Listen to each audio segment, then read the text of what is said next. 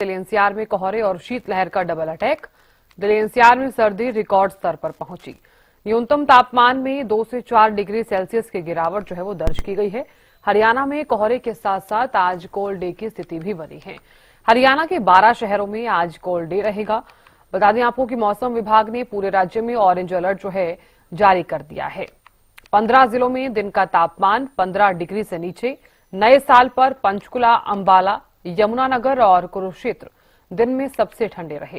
ट्रेनों और सड़क यातायात पर पड़ रहा कोहरे और ठंड का असर। कई घंटे देरी से चल रही हैं लंबी दूरी की ट्रेनें।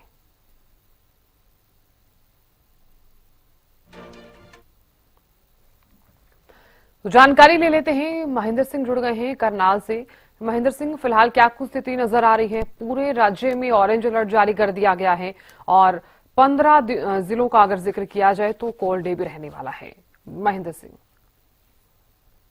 देखिए, जिस तरह से मौसम के मिजाज की बात करें तो आज करनाल जिले का जो न्यूनतम तापमान है वो करीब 9 डिग्री के आसपास है और अधिकतम तापमान की हम बात करें तो 14 डिग्री के आसपास है। यानी कि न्यूनतम और अधिकतम तापमान में कोई ज्यादा अंतर नहीं रहा है। यही वजह है कि आज लगातार चौथा दिन है जब लोगों को कोल्ड डे का सामना करना पड़ रहा है, क्योंकि ठिठुन भरा दिन है। मौसम में ठंडक बहुत ज्यादा है और आज हवा की गति की बात करूं तो करीब 11 किलोमीटर प्रति घंटे की ठंडी शीतलहर चल रही है, तो लोगों के हाड़ कपा रही है। और जिस तरह से कल की मैं स्थिति की बात करूं मौसम की, तो कल ओस की बूंदें बारिश की तरह टपकती हुई नजर आई थी, जिसकी वजह से ये कहें कि लोगों को हल्की बूंदाबांदी का एहसास हुआ था। लेकिन ये ओस की बूंदें थी जो लगातार इस तरह से टपक रही थी, जिसकी वजह से तापमान में अचानक से 2 से 3 डिग्री की गिरावट आई है। और जिस तरह से मौसम वैज्ञानिकों की तरफ से, मौसम विभाग की तरफ से जो जानकारी दी गई है, आज भी करनाल जिले में, इसके अलावा हरियाणा के कई जिलों में बादलवाही जैसी स्थिति रहेगी, यानी कि सूर्य देव के दर्शन नहीं होंगे। और ये जो स्थिति है आगे 3-4 दिनों तक इसी तरह से जारी रह सकती है।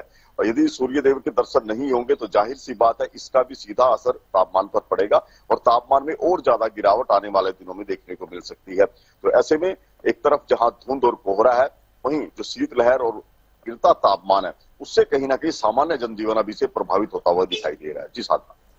बिल्कुल महेंद्र सिंह, सामान्य जनजीवन तो हर किसी का प्रभावित हो ही रहा है, क्योंकि कोल्ड डे जैसी स्थिति अगर देखी जा रही है तो समझिए कि काफी ज्यादा मौसम वो ठंडा भी रह सकता है और कई सावधानियां अब वो जरूर बरतनी होगी।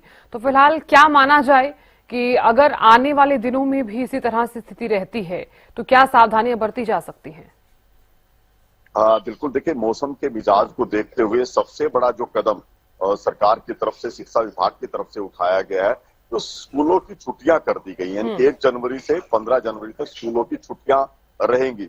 ये वजह इसके पीछे यही है क्योंकि इन दिनों में जो तापमान है वो बेहद कम रहता है। न्यूनतम और अधिकतम तापमान में कोई ज्यादा अंतर नहीं रहता, तो बच्चे इससे प्रभावित ना हो, इसलिए स्कूलों की छुट्टियां कर दी गई। इसके अलावा जिस तरह की स्थिति कोहरे की बनी हुई है, विजिबिलिटी प्रभावित हुई है, उसको देखते हुए ट्रैफिक पुलिस की तरफ से एडवाइजरी जारी की गई है कि जो भी वाहन चालक खासकर रात के समय या अल सुबह के समय जब धुंध का असर ज्यादा होता है वाहन चलाते हैं, तो अपनी जो गति की है, उस वाहन की गति उसको नियंत्रित सीमा में रखें। बहुत ज्यादा तेज ओवर स्पीड गाड़ी ना चलाएं, जिससे हादसे की आशंका बन सकती है। इसके अलावा फॉग लाइट का इस्तेमाल जरूर करें। साथ साथ जो अपने वाहनों की जो बैकलाइट है या रिफ्लेक्टिंग टेप है, जो बड़े वाहन है उन पर ये लगाना बेहद जरूरी है, क्योंकि इसी से हादसे बचा जा सकता है। तो ऐसे कुछ एडवाइजरी ट्रैफिक पुलिस की तरफ से भी जारी कर दी गई है। इसके साथ साथ पीडब्ल्यूडी विभाग भी सक्रिय होता हुआ दिखाई दे रहा है, क्योंकि ग्रामीण अंचलों की जो सड़कें थी वहां पर लगातार ये शिकायतें आ रही थी कि सफेद पट्टी वहां पर नहीं लगी है, सफेद पट्टी गायब है। उसको देखते हुए अब पीडब्ल्यूडी विभाग की तरफ से ऐसी सड़कों को चिन्हित किया गया है जहां पर यातायात ज्यादा संख्या में चलता है और वहां पर सफेद पट्टी नहीं है, वहां पर सफेद पट्टी अब लगानी शुरू कर दी गई है। जी साधना। बिल्कुल महेंद्र सिंह का अगर जिक्र किया जाए दिन का तापमान और जो रात का तापमान है, हालांकि कई दफा हम देखते हैं कि अगर कोल्ड डे जैसी स्थिति अगर देखी जा रही है और शीतलहर चलने की जो संभावनाएं है वो तो पहले से ही नजर आ रही थी, तो दिन के तापमान में और रात के तापमान में कितना डिफरेंस आप देख पा रहे हैं? बिल्कुल साधना, देखिए, दिन के तापमान में ये उम्मीद की जाती है कि दिन का तापमान कुछ गर्म रहेगा, लेकिन यदि सूर्य देव नहीं निकलते हैं धूप नहीं निकलती है तो ज्यादा अंतर अब की बार दिखाई नहीं दे रहा। मैं रात के तापमान की बात करूं तो करनाल जिले का न्यूनतम जो तापमान है रात के समय का वो करीब 9 डिग्री है और दिन के अधिकतम तापमान की बात करूं तो 14 डिग्री है।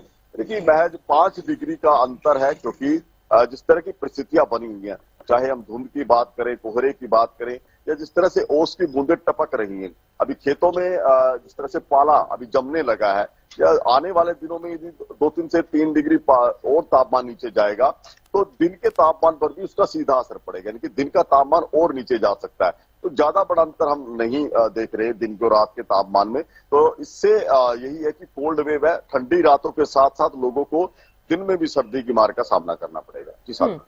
बिल्कुल महेंद्र सिंह, अगर देखा जाए तो क्योंकि आप जिस तरह से लगातार जानकारी दे रहे हैं कि आगे आने वाले दिनों में भी इसी तरह का जो मौसम है वो रहने वाला है, तो फिलहाल इसी बढ़ती ठंड का और कोल्ड डे और साथ ही जो कोहरा फिलहाल जो देखा जा रहा है, इसी के चलते मौसम विभाग ने भी ये जानकारी दी है कि आने वाले दिनों में और ज्यादा ठंड बढ़ सकती है और बारिश होने की जो जानकारी है वो भी मौसम विभाग की तरफ से दी गई है। तो किसानों को क्या माना जाए, उनकी फसलों को ये फायदा जो है वो पहुंच सकता है या फिर उनकी फसलों को नुकसान हो सकता है? बिल्कुल साधना, देखिए जहां तक हम कृषि क्षेत्र की बात करें तो मिला जुला असर मौसम के इस मिजाज का रहने वाला है, या आने वाले दिनों में जो परिस्थितियां बदलती है उसका रहेगा।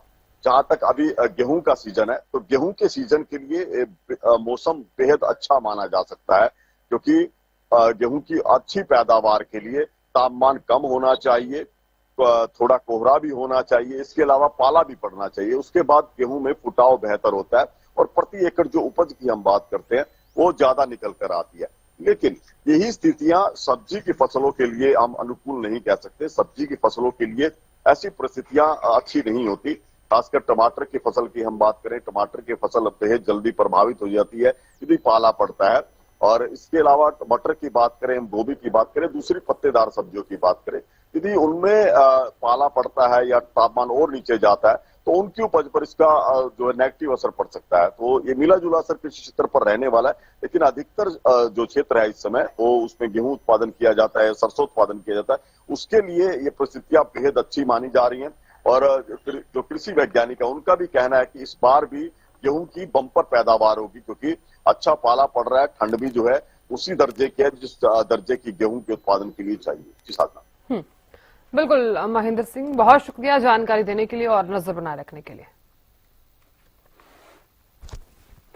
तो देखिए मौसम विभाग ने हालांकि पूरे राज्य में ऑरेंज अलर्ट जो है वो जारी कर दिया है और ऐसे में आपको बता दें कि पूरे उत्तर भारत का अगर जिक्र किया जाए तो फिलहाल ठंड का जो कहर है वो लगातार देखा जा रहा है, तो सावधानियां अब ज्यादा बरतनी होंगी।